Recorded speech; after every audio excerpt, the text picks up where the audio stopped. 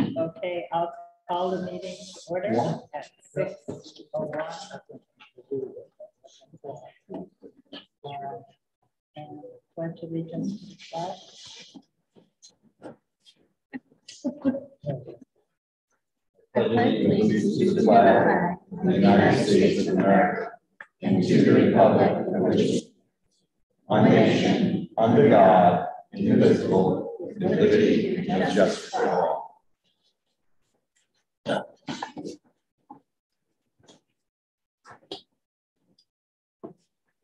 Our district mission statement, the mission of the Exeter West Greenwich Regional School District is to empower students to dream, reach, and succeed. Open forum, it's 3-minute time limit per person, 15-minute maximum time allowed for the open forum. Comments must be directed to the chairperson of the school committee, who may limit or terminate the discussion. No comment should address personnel, litigation, or negotiations as restricted by the open meetings regulations. The school committee cannot take action or vote on topics introduced that are not reflected on the agenda. Is there anyone who would like to speak? Open forum? If not, then I will turn it over to the Wawaloam school presentation. Principal Marino, I think will start us off. Melissa Marino.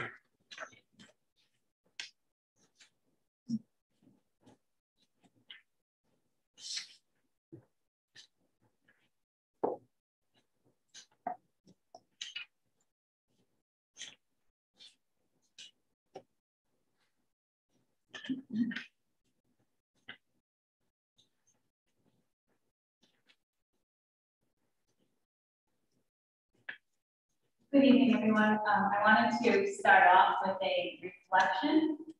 In 2007, I was hired as principal of Wawaloam School. And at the time of my appointment, I can assure you that nobody said, by the way, you'll still be working at Wawaloam School in 15 years. And at some point, you'll be leaving the school during the pandemic outbreak. On March 10th, 2020, 2 years ago this week, the Wawaloam School Committee presentation was scheduled. We were here together as a full house celebrating our neighborhood by singing the Mr. Rogers neighborhood theme song. And in that song, the lyrics go, let's make the most of this beautiful day. And since we are together, we might as well say, would you be, could you be, won't you be my neighbor? And 3 days later, on Friday, March 13th, we made an announcement that we would not be together due to COVID-19 and the distance learning began. I'm filled with pride and emotion as I stand here today, happy to be in a room together, not as full as I would like it to be. Usually we have a full house with children here, but we weren't really sure with planning how many people could be together in this room. So we kept things simple tonight. I'm happy to have a choice to wear a mask or not wear a mask. And I'm happy to share this amazing school with you all. At the onset of this school year, Wawaloam School and Lyman School combined efforts in developing our strategic plan. Symbolically, we used the little red wagon to drive home our collective faculty and staff that we all have our own little red wagon. Sometimes we need to push ourselves a little. Sometimes we can pull it on our own. Sometimes we need to pull the wagon for each other. And sometimes we just need to enjoy the ride.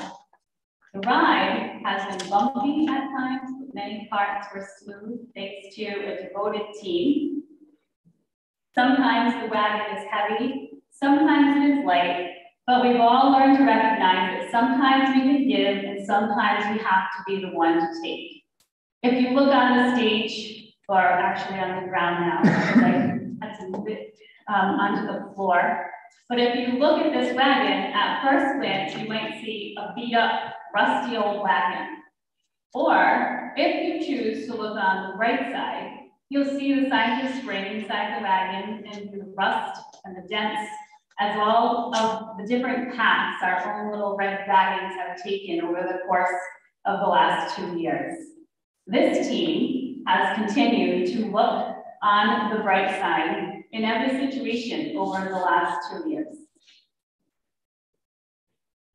We wanted to share a list of initiatives that were put in place to support the loss of learning as a result of COVID. We're fortunate at this time to have an increased presence of social emotional support in our building.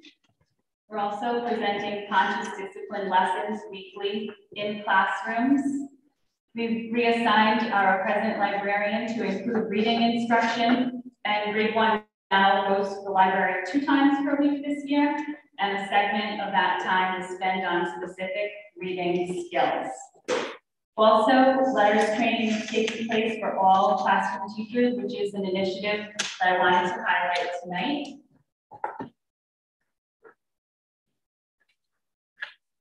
In the letters training, a very heavy component of the training is placed on phonemic awareness and phonological awareness, and the importance of children hearing the sounds and patterns to make up words. All of the consonants and vowels of English are presented in letters by articulatory features or distinguishing characteristics, referring to the place in the mouth where sounds are produced and the manner in which they are spoken. There's a chart on the table right over here, and all of the school committee members, you have a copy of those images in front of you tonight. Students, especially at this level, confuse the sounds that feel alike in the mouth. And young students might not be thinking about what their mouth is doing to perceive the difference between pairs of words like close and closed, shock and sharp, and miss and mix. And we at Wawaloam need to be purposeful about directing the attention of students to what their mouth is doing and providing plenty of practice hearing the difference among similar sounds. In a moment, we're going to change the slide again, and you're going to see some of those words that I just talked about. And I would invite you to share the mirrors and watch yourself say those words into the mirror and what your mouth is doing while you're doing that. So you can see just a few examples of these confusions. So if you use your mirror and you look into it and you say chick and chick, and watch what your mouth is doing. Every and every. Inums and items. Bag and back. Pacement and basement. And one of my favorites is that we call Mrs. Duffy, Mrs. Stuffy.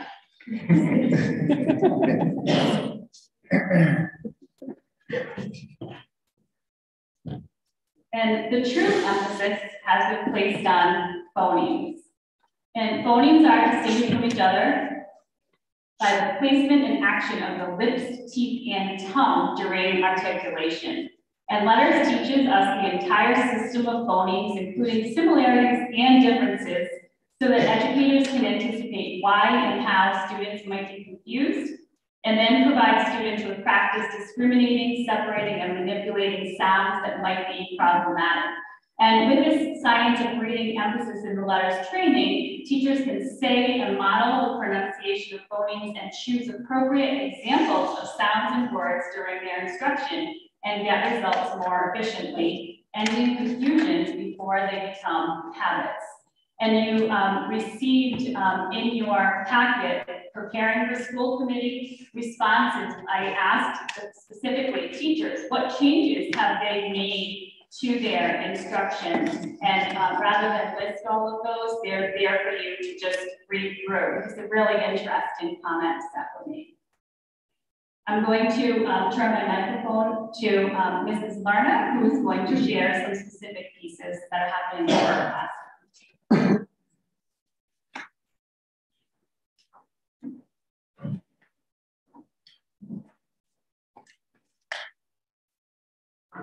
Good evening, everybody. I'm a learner and I'm one of the kindergarten teachers.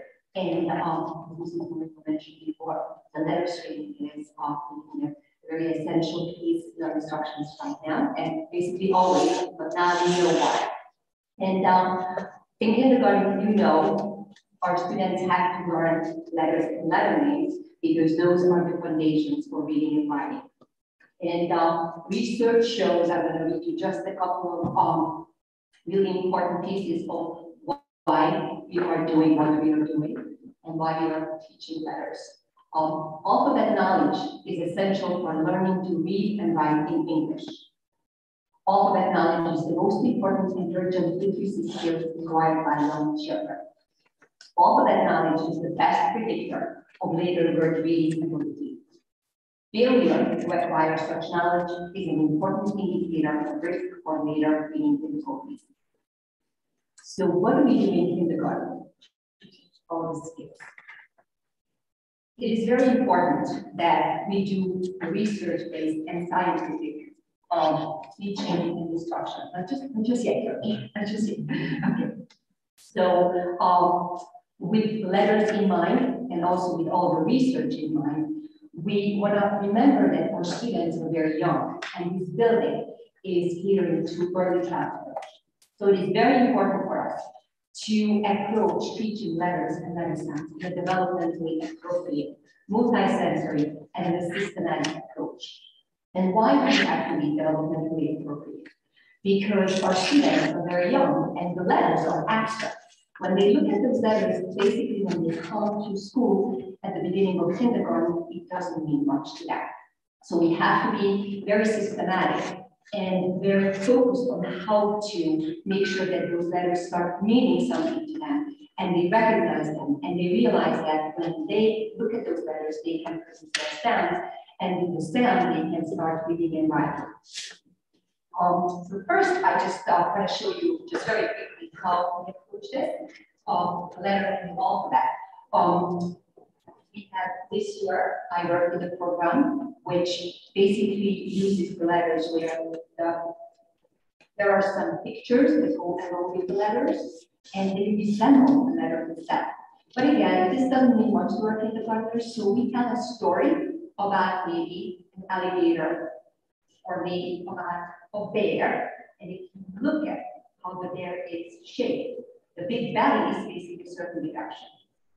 Also, how a little kitty cat is trying to wipe his whiskers. So with the developmentally appropriate approach, we also want to make sure that we use the multi-sensory approach when we are teaching our students how to read and write. Which means that, for example, with the letter, here it is, we told that this is a bear and the bear is reaching for the honey. He's very, very hungry. And when he reaches for the honey, he says, but. So we ask our students to do the movement with us. And with that, we use the seeing, the vision, the saying, also the kinesthetic approach, the movement, and trying to truly use as many parts of the brain as possible to engrave the knowledge of the letters.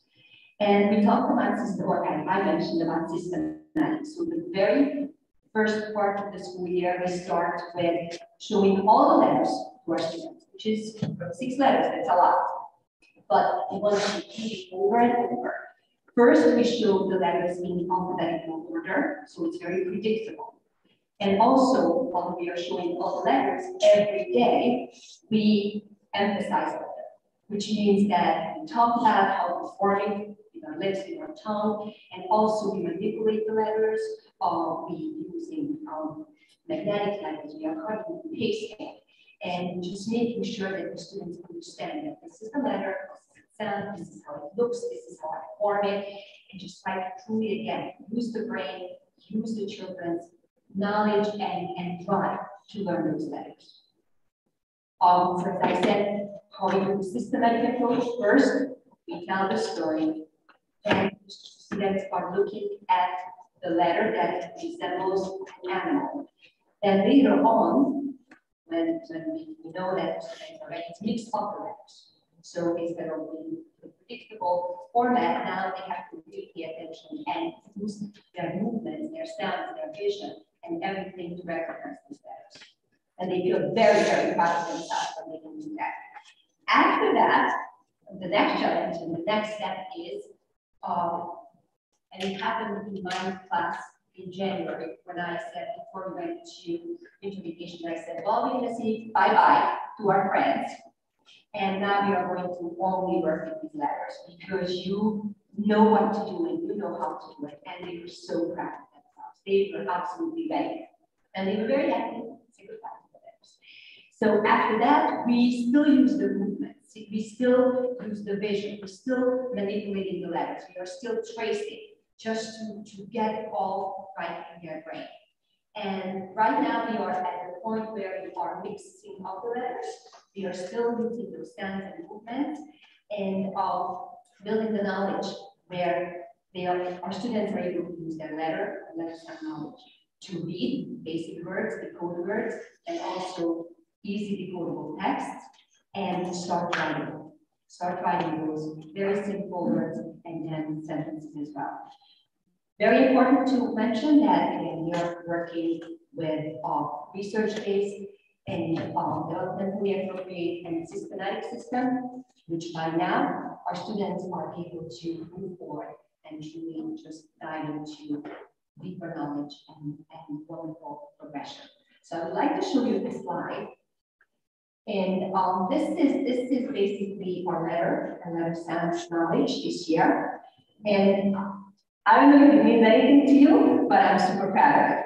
So basically, if you see, again, when you look at this slide, obviously I'm going to explain this to you, but you want to make sure they mean something to you. To me, I'm looking at this slide, and at the beginning of the year, I can see that many of my friends didn't know some of them off the bat because they are either in green or yellow, but many of them did not know the letters. Or if I look here, this is the letter sound. So there is one student only who knew some of the letters, and so we know teachers, kindergarten teachers, yes, we have to definitely introduce the letters, but have to focus very much on the sounds, because just knowing the letters is not enough for reading and writing. So this is the very beginning of the year, and then this is November 1st, when you can see that the colors are changing, and many of our friends, our students, recognize more of the letters. We are in green, some of them are in yellow, some of them are still in red. And that's when we have to look into what those students need to be able to catch up and make sure that they are on target, meeting standards and targets. So here, looking pretty good, right? In my opinion. So this is January 21st when we said goodbye to the animals and we are just looking at the letters. And in this assessment, well, all of the students are in the green, which means that they are meeting expectations for letter recognition and letter sounds. There is a little friend who still needs a little bit work and tier 2 instruction or more individualized or targeted instruction. And just want to point this out to you. What happened? There is a glitch in the system. Well, what happened? We actually have a new student in another district, and he knew his letters, but he didn't know his sounds. And Mrs. Moreno actually looked at this data and said, maybe he needs a little bit of help and some tier 3 instruction. But because we were doing what we were doing by February, he picked up his letters and letter sounds. So at this point, in our classrooms, I know most of our students know their letters and letter sounds. In my classroom, I'm very proud that they do, and they're ready to read and write. Thank you.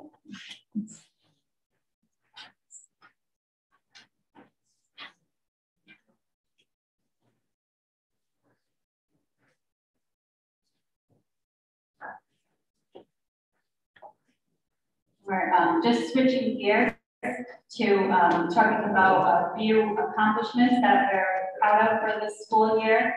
And the first one I wanted to emphasize, I mentioned it at the beginning, but we will continue to work collaboratively with Lynham on the strategic plan, emphasizing our message of working together, pulling our respective wagons. and celebrated asking what we can each do to help and what we need to do in order to succeed. So we were able to look into who needed what and see if we could match some people together. We were able to do that, and it's amazing what happens when you work together like that. The second piece that was a little surprise that came in the mail from FedEx. Kristen Marcotte is our music teacher, and she is in the National Guard, as you may or may not know. But she nominated Wawaloam School as a patriotic employer, appreciating the flexibility that was given to her to do the work that she did during the pandemic. So I wanted to bring that. I thought that was really special and unexpected. And she said that she had put in for that in possibly like June of last year. So she equally was surprised that that had arrived. It had been a long stretch of time. And the third piece is that we were able to receive a $20,000 grant from the Department of Education for implementing coding as a second language. And we looked for volunteers, 2 kindergarten classrooms and 2 grade 1 classrooms.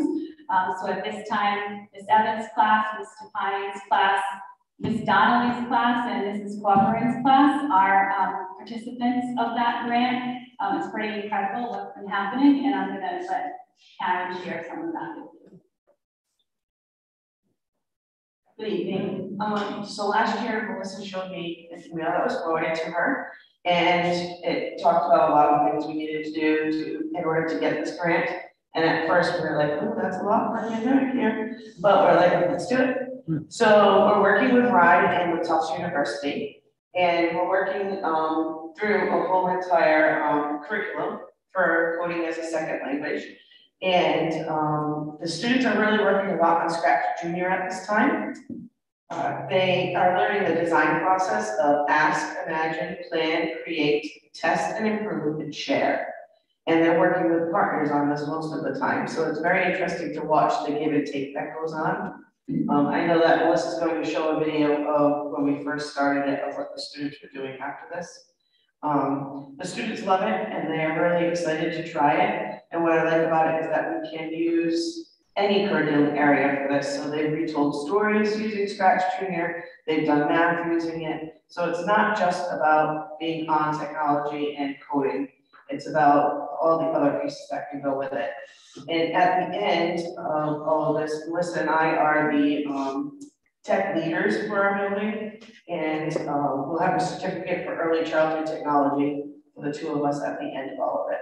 So it's very exciting. The kids love it. This is we have 2 carts, one for kindergarten, one for 1st grade, that have 22 iPads in them each for the students to use. So that's what we're going to see about that. And I'm going to share, it's just about 4 minutes of video. We can't end the night here without having kids here, even if they're not here in person. We can at least have them on the screen. So you're going to see a video where the children had a challenge to see if they can come up with a way to show kindness to animals. So you can see that that starts in the classroom at seats with the dialogue happening between kids, they're working together, and it goes from there to the technology. So it's important to see the layers and the foundation. So bear with us for 4 more minutes, and I hope that you'll enjoy this little video.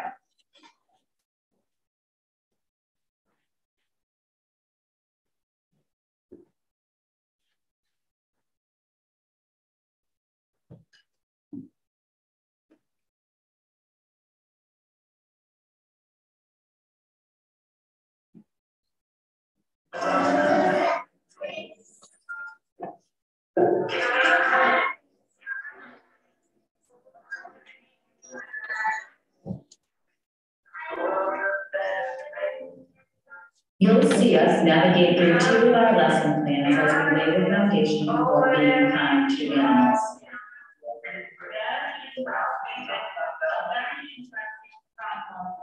Soon, the children are going to receive bags which contain an animal with some specific things like animal enlightenment. First, we're going to model for them what we would do with our animal, which was a ferret, and how we would do something kind of a ferret based on its needs. And then the project is turned over to the children with their own animal and their own items in their bag. I think when you're willing to design the learning environment around constructionism, it's a little bit scary at first as a teacher, because that means that you're kind of giving up something that absolute control over what's happening in the classroom. But when you see the excitement that the kids have and the joy that they're experiencing together as they're learning, it's really worth it. And it has been such an amazing experience to be able to bring these ideas into this classroom. All right, I think next. Roy,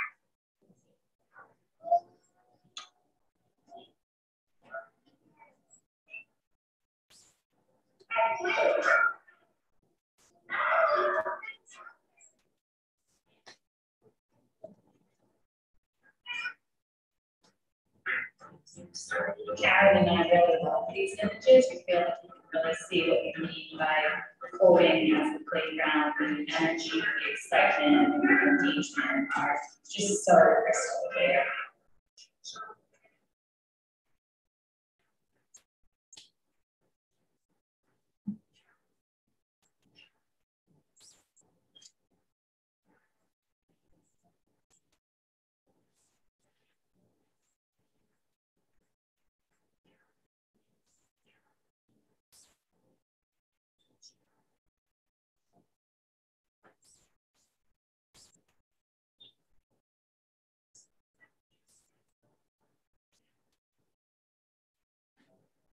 this is my project. I'm making kindness.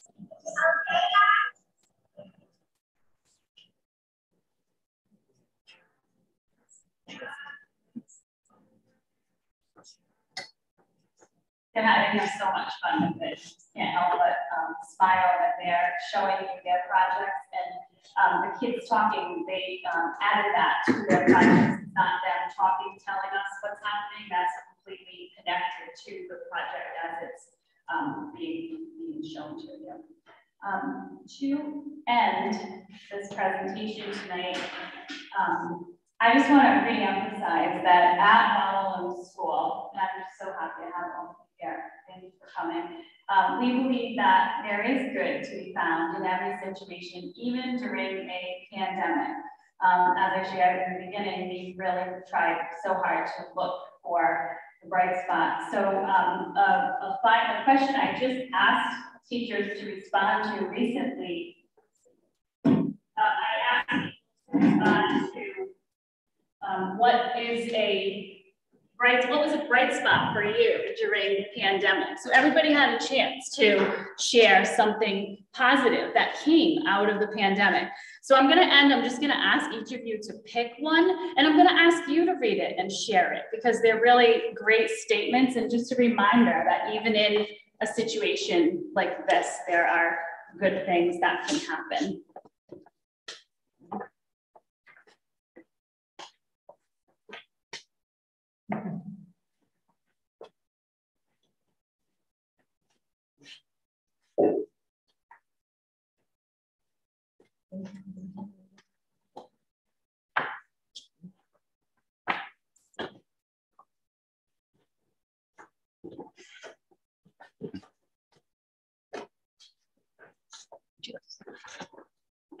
Would you read yours? I absolutely will. The pandemic allowed me the opportunity to develop my digital technology skills, and I was able to encourage my students to stay active. From Paul DeCastro, PE teacher. I was so thankful to continue to be able to work throughout the pandemic and still see my students. Lauren Evans, kindergarten teacher. The pandemic taught me not to take anything for granted. I have a renewed appreciation for being in person with my students every day. Melissa Cohen, grade 1 teacher. We appreciated the air filters to enhance air quality. Sharon Callanan, kindergarten teacher. I will never take for granted teaching in person, smiles, hugs, being able to breathe easily when singing or doing movement breaks with children. In person, open house nights, in person parent conferences. Really, the list goes on. Mrs. Grossman, grade 1 teacher. My first year of teaching has been anything but ordinary, and I have received more support than I could have ever imagined. Abby Neal, science teacher. We strengthened our teamwork as a staff and had to pull back a bit to focus on the social emotional impact, the environment, our interactions, and the effect our experiences have on our students. Karen Corcoran, grade 1 teacher. I learned to use technology at a level I never thought possible. I set up online digital accounts and liked a post for the first time in my life. Lisa Marie Titus, grade 1 teacher. I learned how important it is to see the faces of children. This matters instructionally, emotionally, and foreseeing smiles and other emotions might be feeling. I will never take those things for granted. Melissa Cohen, grade 1 teacher. I truly appreciate the time in my classroom and working in person with my students. Olga Lerner. We can go on and on. There's quite a few, but I'm really thankful again to be here presenting in person tonight. And I just want to end by reminding everybody to keep looking for the bright spots. Thank you so much. Thank you.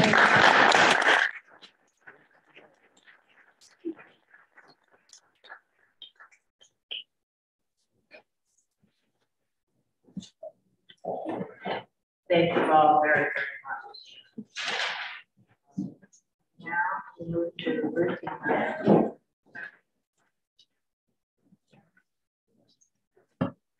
Okay, under consent, we have the approval of the minutes from the regular meeting on February 22nd, and also the executive session minutes of the same date, February 22nd. We have one personnel item appointment, which is an athletic coach. We have a leave of absence for next school year, one of our special education teachers, our monthly bills, and a couple of new homeschool approvals. Is there anything anyone like to quote? Full executive minutes.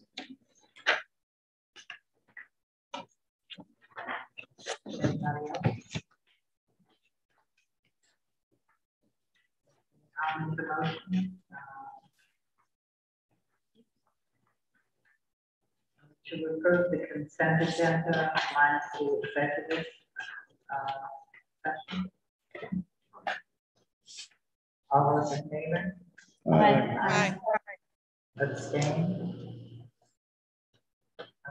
Okay, I'll make a motion to approve the executive session. Did you want to speak to that? Yes, I would like to add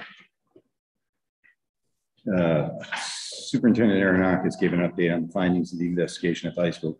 Liability issues, safety were discussed.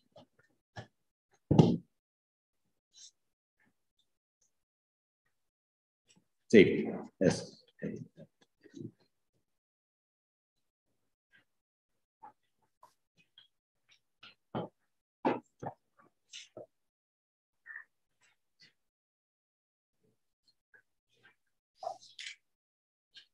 Is everyone okay with that?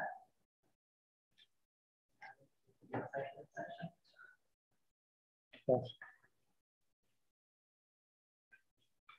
I'll make a motion to approve the executive session minutes as amended. Second. Second. All those in favor? Aye.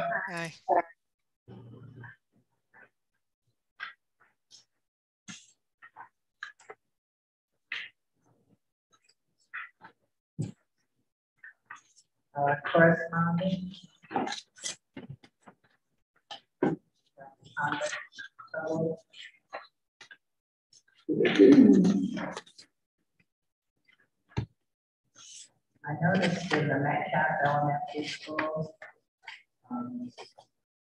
disorderly conduct seems high, fighting and physical altercation. That seems high. Let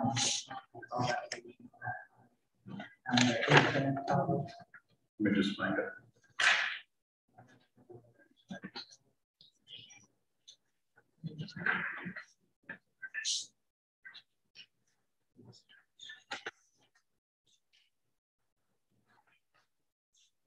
So is this the 21 to 22? Yeah.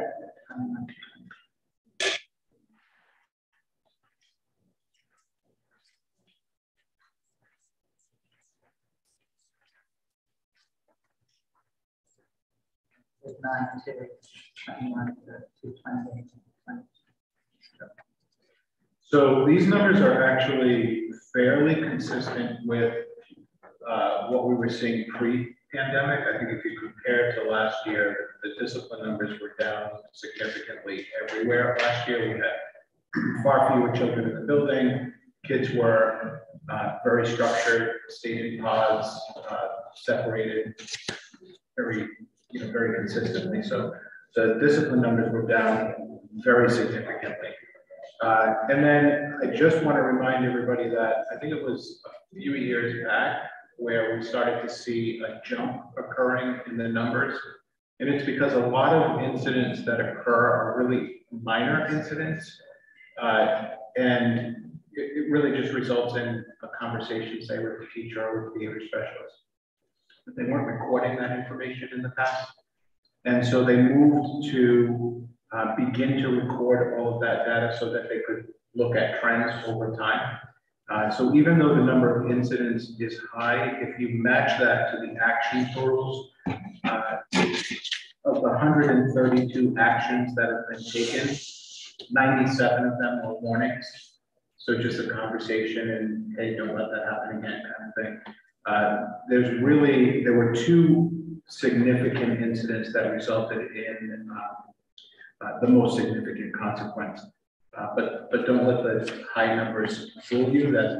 A lot of it is just because they're recording even the smallest incidents so that they can track that over time. Does anyone else have any questions? I have a question on the same topic.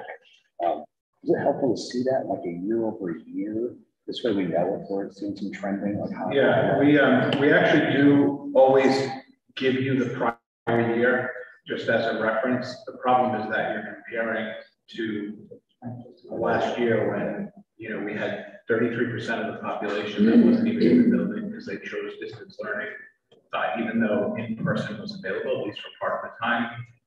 We had an increase in the homeschool requests. And then if you look at the secondary schools, even beyond all of that, we had a hybrid schedule where only half of the kids were in at the time. So the numbers were really, really small.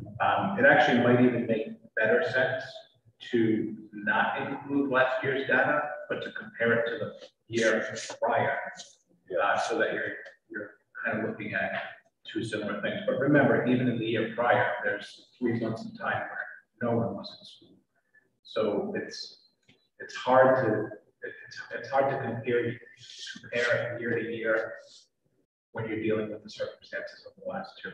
Yeah, I guess my comment was more visual, like a line graph. Yeah. That would help you with this. I know it's bad. I can have maybe I can have our data person just put something together for the next meeting, maybe looking at the last 4 or 5 years, so that you can see even prior to the pandemic.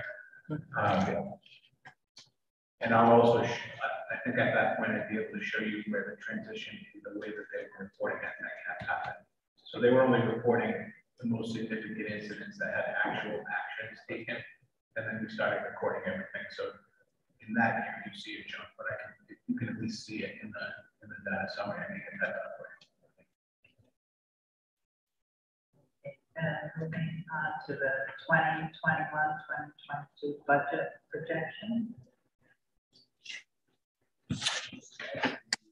Projection is imposed on a monthly basis. This includes all the school committee action to date that you see at the bottom of the report. The moves for the capital reserve technology, the available from the unassigned, 50% set aside.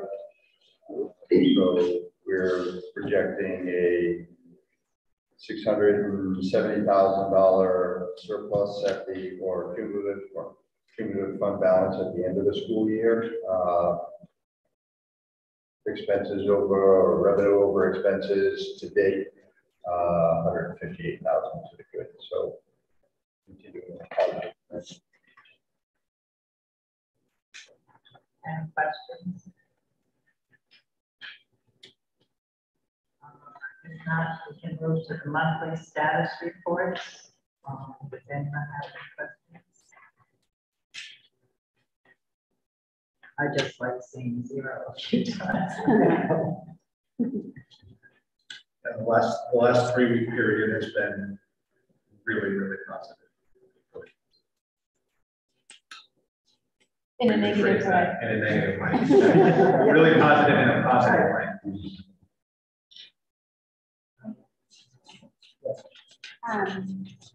For Dr.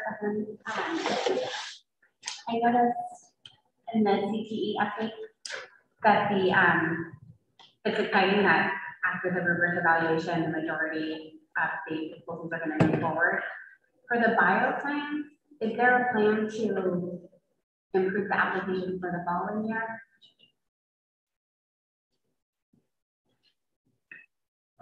We were actually able to improve the plan and submit it.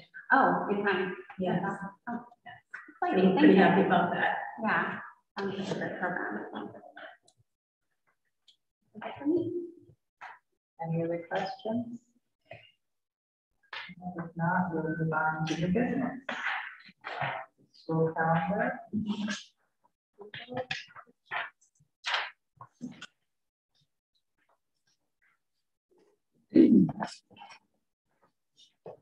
So the school calendar, I was waiting for the state draft calendar to be shared, which it was. I was able to put this together.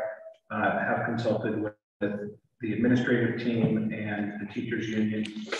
So this calendar mirrors what the state has provided in terms of vacations. We had a little bit of flexibility in when we could start. So we started our typical last week of August, starting with the all staff orientation and our first professional development day of the 3 that are included in the contract. I will note that we are able to use 1 day next year. This is one of the allowances that RIDE gave we're allowed to use one day where that can count towards the 180, but it can be asynchronous, meaning that the kids will have work that they can do at home and we can conduct professional development in the district, which we are using. In fact, that day is on this calendar, the version that you have in front of you, although I'm going to adjust it in a second. It's listed as March 13th. The reason that we're using it is because the letters training that was talked about at the in the presentation from Wawaloam, letters training requires 8 full days of training for the group of teachers that are required to take it, which is every elementary teacher, every special educator, every reading teacher in the district, and several of the administrators, including myself and Dr. Hart, are taking the course as well. So we could never have that many people out of the building and get enough subs. Doesn't even make sense. So we did take advantage of that. We have 3 letters training days scheduled in the calendar for next year, utilizing that one day of asynchronous learning. And we are scheduled at this point to get out on the 180th day, June 16th, which is fairly recent. I'll note that the April vacation is early next year. It is the week of the 10th. There was some discussion in the state about whether people wanted to keep the vacation on the 10th. And I got the spreadsheet of all of the districts in Rhode Island. There are only 5 that chose to change it, and they're on the opposite side of the state. So everybody around us is keeping that date of April 10th through April 14th as spring recess.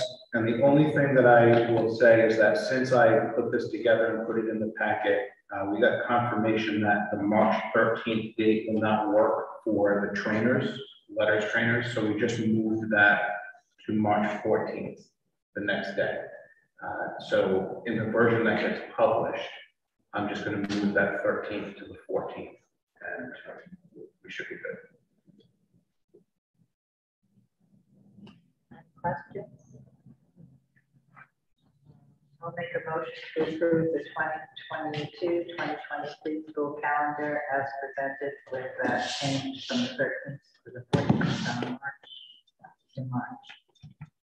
Second. All those in favor? Aye. Hi. Motion carries. The contract for the compute plan, Medicaid plan, is in our packet. Yes, so as the cover letter says, we've been doing, the district has been working with Contact Claim for over 19 years. This is the annual or the next renewal, which would cover us through 2025. There are two components to the Medicaid billing. One being the direct claim services, the other being the administrative billing. They break it out 6% and 4.5%. It really has to do with the level of analysis that they need to do to file those claims. That's the difference in the percentages for fee for service. We're averaging about $264,000 annually at a cost of $20,700, which is taken right off of the top of the revenue received from Medicaid. And this is a pretty narrow space that they operate in, the Medicaid space. It's almost exclusively all districts, particularly of our size, do this fee for service. I don't even know that we can hire anybody to do this, and you certainly couldn't hire them for $20,700 to get us that. So it puts the district in real good shape, locks us in at those rates until 2025. And in talking with Director of Special Services, Sarah Dents, there's a flex analytics standard that would be prorated for the current year, but on a go forward, it'd be $3,400 a year. It is really, I think the school committee gets a sense of it, but the fluidity at which students move in and out of the arena of special services and Medicaid eligibility, this is the flex analytics standard allows us to provide a dashboard where we can see the movement a student. At the end of the day, we always capture what we need to capture, but this gets us there more efficiently and timely, which is sometimes really critical for me.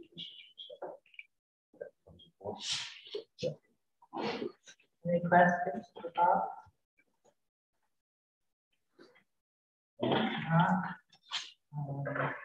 I'll make a motion to approve the contract with County Planning for direct planning services at a rate of 6% of revenues, administrative billing services at the rate of 4.5% of revenues, and to include flex analysis.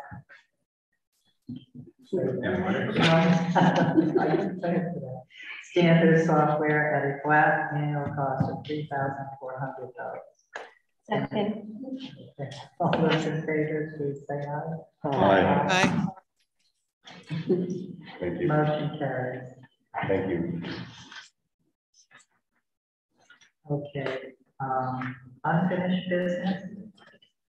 Any discussion?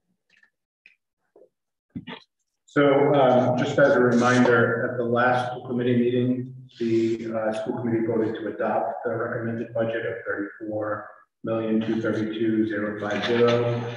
That's a 1.58% increase over the prior year and brings both towns below the 4%. The tricky town was Exeter because they had the population swing. They landed at 3.99%, and that is with the added payment for the new bond, for the capital project bond. But we noticed that there was a glitch in the way that we advertised the timeline. We needed to have that number so we could get the information out to the towns according to the timeline. But we had also published that we were going to adopt on March 8th. So what we decided to do is just put the exact same vote in front of the committee again, so that we're adopting basically the same thing twice. And it's to align with what we put out for the timeline. If people have questions, we can answer the questions, but it also gave us the opportunity to get the documents out that we needed to for advertising. Does anyone have any questions? I'd like to take a point of order on this matter, Madam Chair. The issue has come before the committee before there was a vote taken. I think what we need to do, at least by Robert's rules, because we will have a different vote outcome because one of the members were absent, is that we should either rescind the previous motion taking place or take a vote to modify the motion that has already passed. Maybe we should consult with our solicitor. So my motion is, so my point of order is, what do we do with the previous motion that passed? We're going to have a different outcome because we have a different number of membership here, and should we vote to rescind the previous motion, or should we vote to modify the previous motion? If your concern is that it'll be a different outcome because there are different people here, I'm not sure. What was the vote taken in the last meeting when I wasn't here? That always happens. I don't think that the different outcome, other than an approval of the motion, makes a difference. So if there are six different people voting than last time, I don't know who the missing person was, then he would be allowed to vote again. Sure. So, there's no question about that. I just have a question. This subject has appeared on the agenda before. It was voted on, is approved. We're now bringing it back on the agenda for reconsideration. Even though the majority or those present that make a quorum is different. So you can do that. So are you suggesting what? Same group vote on the second passage of the item. So you feel that no reconsideration or modification of the previous motion is required. All right, thank you. So I'll make a motion to re-adopt the superintendent's recommended FY23 school operations budget of $34,400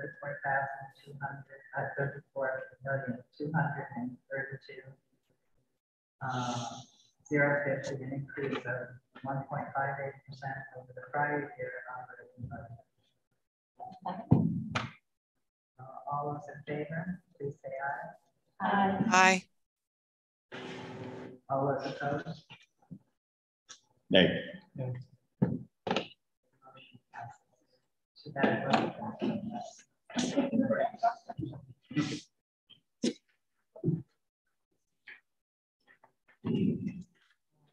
Charter review committee.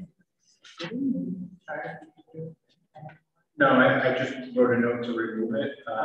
We are good. The two town councils took up the matter at their last meeting. They did both ask for the same adjustment. I put it in my status report. Under the building committee, the makeup of the building committee, it read 2 or 3 community members per town, and both town councils requested that we change it, so it's 2 members. 2 community members per town. Again, keeping it consistent so both towns have equal representation. It seems pretty minor. I made the adjustment in the draft, but we do have their blessing to move forward. So what you have is that final language, and then we've already created the ballot with the questions. That mailing has been produced and sent out. I don't know, maybe some people got it already. They go on, now we have proof that we made it. So I think at this point we're good. We just wait for all the referendum and the votes on those 3 changes. And then I think you're right. We can now remove this item from the regular agenda. 21-22 return to school. So I did put the numbers in my status report, which remain very low. We had 2 weeks of 0. Last week we had 2 cases. So far this week we have 1. So the numbers remain low, which is great.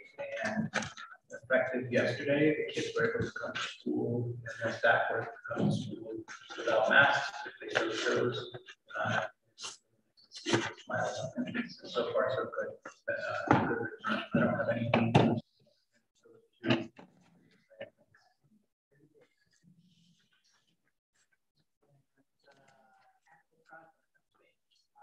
Yeah, I'll be quick on this if I can. In the status report, in my status report, I had noted that the building committee would be meeting on March 2nd.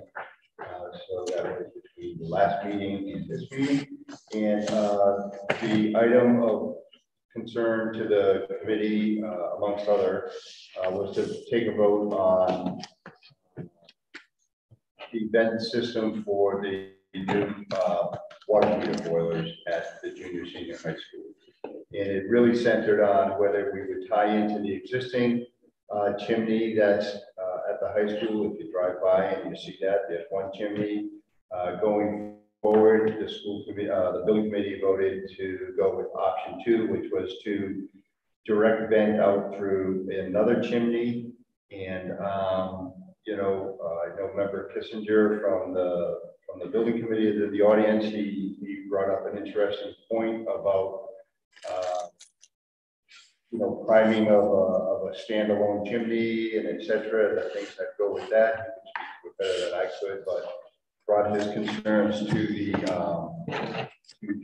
building committee. I mean, to the engineers and the architects. They did some more homework. There's a little bit of differing opinion, but the strong opinion and the one that we're going to go with is add a booster in the standalone chimney to get the exhaust up and out on the cold days. And Lee, I don't know if you want to mention anything on that, or he's good. But he did is we got a good building committee, and that helped us. So that was very positive. The stage 3, so in the status report, roof, site work, general construction, they're all under review at RIDE. There is on the budget is up for the overall project, including the stage 3 and the out projects that we need to finish. We're looking very positive, but we just need to go over the numbers a little more before we go public with those, but they're looking very positive. And then we'll really know when we hit when we go out to bid, which should be around May. And today, the treasurer Tisha Rizzo and I, we were on the phone with Ride SBA for over an hour talking about, you know, where we stand financially with our current projects, with what type of reimbursement we could look and how we're going to time that. So I just feel really good about the projects overall, the actual work, and then the financing structure. So I think the committee will be really, the school committee will be really pleased. I think the building committee continues to do a great job. So, oh yeah, the greenhouse. So we have settled on the greenhouse. It is a little bit bigger. I think a little bit better than what we had. It is what the agricultural group of the science department wanted. So I think that's a positive thing. The low US. Yes, it is. No, we are not going with the domestic purchase. We're going to be with an international purchase. We're going to be purchasing domestically, which is good to the old US of A. It also helps with supply chain issues, hopefully. And the new location does allow consideration for the work that was done on the foundation in the existing area of the footprint that is there now. So we'll remove the existing greenhouse, but all the work they did to prep that ground will go undisturbed, and I think that's what they were really interested in.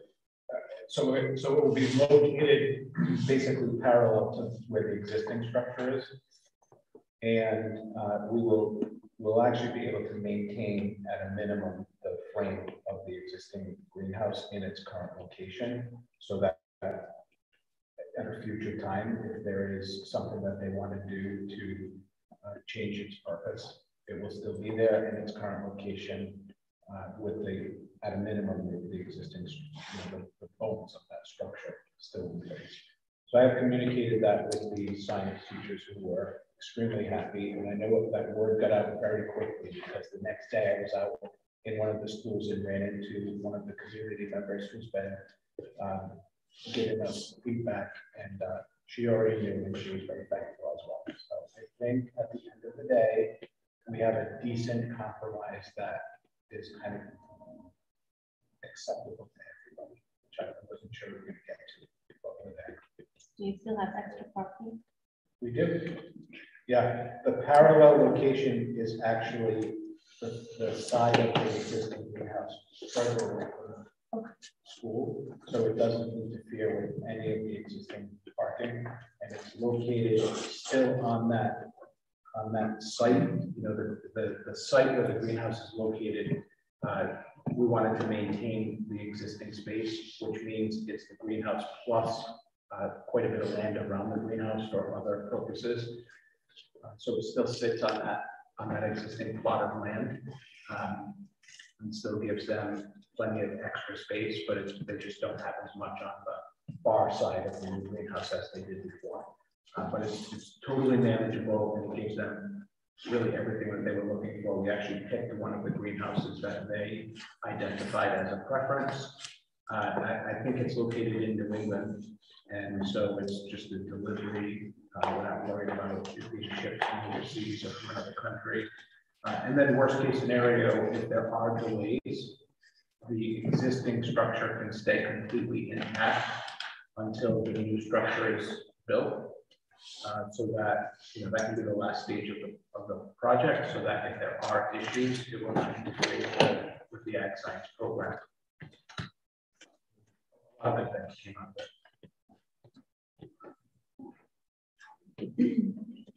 Any other questions? It's a good outcome. Important dates and meetings, March 21st. That's the public hearing at 7 o'clock in the high school auditorium. Usually very well attended by 2 or 4 people.